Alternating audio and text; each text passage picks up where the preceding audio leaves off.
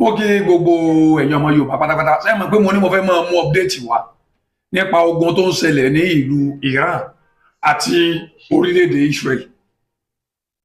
tí àwọn méjèèjì tí wọ́n fi ń para wọn tẹ́ ẹ mọ̀ ọ̀pọ̀lọpọ̀ yín tẹ́ ẹ ṣe bẹ́ẹ̀ pé ẹ mọ̀ nǹkan tẹ́ ẹ mọ̀ gbogbo nǹkan tó ń ṣẹlẹ̀ àlàyé yẹn ni mo wá ṣe fún yín lónìí kí gbogbo ayé ó lè bá a gbọ́ pé tó bá jẹ́ pé ọ̀dọ̀ wa bá ní irú tó ṣẹlẹ̀ yìí bá ti ṣẹlẹ̀ ni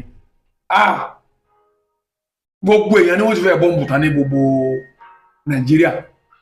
àmọ́ torí bẹ́yẹn tí ẹ mọ̀ ń pa ogun mo fẹ́ ṣàlàyé fún yín kí gbogbo yín lè bá a rí gbogbo tó ṣẹlẹ̀ tó gun yìí fi di pé wọ́n ń yin bọ́ǹbù síra wọn tí wọ́n ń para wọn lọ́tọ̀ tí wọ́n ń para wọn lọ́sì. ẹ̀yin náà ẹ wo fídíò yìí. Before I go on, let me postulate from the Frantz Fanonian dictum, which stipulates that the dialectics of reconciling two conflicting ideas is the algebra of revolution. The overbearing intervention of the state government had further exacerbated oporombium and amounting to sadomasochisms.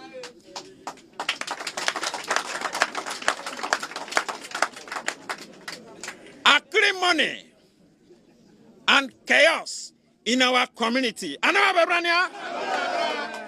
It was a contumelious stratagem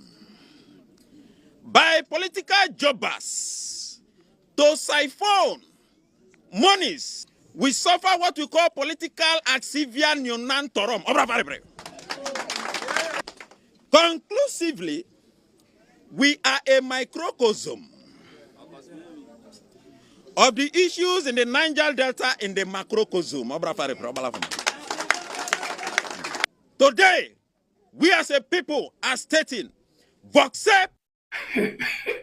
Ogun Nàìjíríà ètí ń da Nàìjíríà láàmú àti ìrì òkè ọ̀ ẹ̀sìpẹ́tì pé èmi ní máa sọ nǹkan tó ṣẹlẹ̀ ní Ísírẹ́lì ẹ dákun ìtẹ́mi rí ni mò ń sọ ogun Nàìjíríà àti ìmọ̀ tí ń jà dédéré ó ti wò òun náà ti jókòó ti concentrate ọlọ́mọ àfi ṣàánú yé máa dúró